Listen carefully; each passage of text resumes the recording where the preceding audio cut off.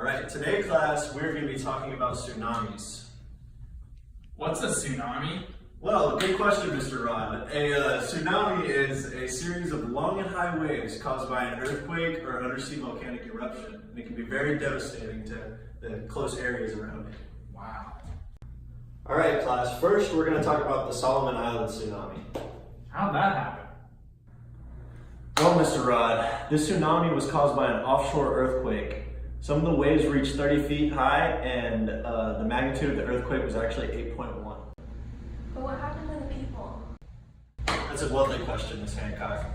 Actually, 52 people were killed, and there were thousands left homeless, and there was damage that was estimated to be in the millions.